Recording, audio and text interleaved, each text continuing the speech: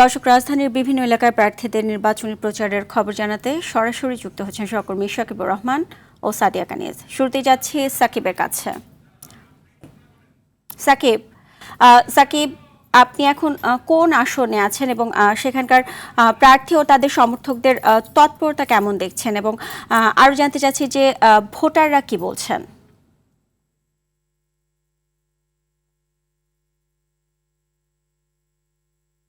সাকিব, আপনি কি আমাকে শুনতে পাচ্ছেন?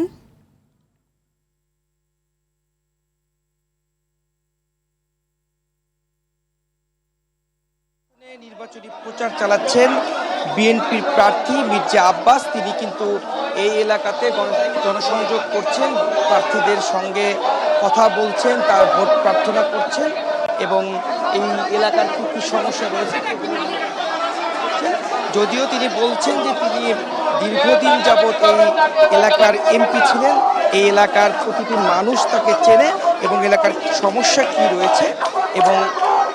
সেগুলো সমাধানে কি কি করতে হবে সব কিছুই মোটামুটি তার জানা রয়েছে, যার ফলে তিনি বলছেন যে তিনি পরীক্ষিত এলাকার মানুষের কাছে এবং জনপ্রিয়তার কথা উনি বলেছেন গণমাধ্যমকে তার সঙ্গে কিছুক্ষণ হাঁটতে, তাহলে পরে আসলে তার জনপ্রিয়তা কতটুকু সে সম্পর্কে জানা যাবে। এর আগে কিন্তু হাবিবুল্লাহ বাহার কলেজ, যেখানে পিঠা উৎসবে বিএনপি প্রার্থী মির্জা আব্বাসের যাওয়ার কথা ছিল, সেখানে 11 দলীয় জোটের যে প্রার্থী নাসির উদ্দিন পাটোয়ারি তিনি সেখানে যান এবং যাওয়ার পরে কিন্তু একটি হট্টগোল সৃষ্টি হয়, তাকে ডিম নিক্ষেপ করা হয় এবং পরবর্তীতে সেখানকার যারা শিক্ষার্থী রয়েছেন তারা বলেছিলেন যে আসলে নাসির উদ্দিন পাটোয়ারিকে সেই কলেজের কোনো পিঠা উৎসবে দাওয়াত দেওয়া হয়নি, তিনি ইচ্ছা করে সেখানে এসেছেন এবং একটি মব সৃষ্টি করার চেষ্টা করেছেন এবং তার সঙ্গে যে সকল লোকজন এসেছে তারাই তাকে সেই ডিম নিক্ষেপ করে বিএনপির উপর দায় চাপানো হচ্ছে। সেই বিষয় নিয়ে কিন্তু আমরা মির্জা আব্বাসের কাছেও জানতে চেয়েছিলাম, তিনি বলেছেন যে মিথ্যা অপবাদ দেয়া হচ্ছে তাদেরকে, পাশাপাশি সিম্প্যাথি নেওয়ার জন্য এই ধরনের কাজ তারা করছেন এবং তিনি আরেকটি বড় অভিযোগ করেছেন যে একটি প্রতিপক্ষ তারা আসলে নির্বাচন চায় না, নির্বাচনকে ভণ্ডুল করার জন্য এই ধরনের কাজ তারা করছেন। এবং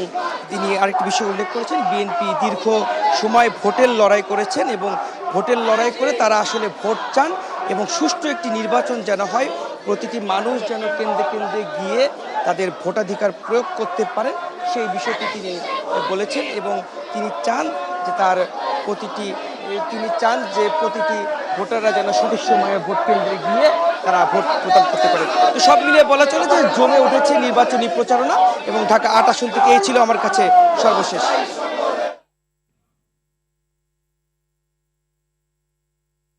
ধন্যবাদ সাকিব আপনাকে।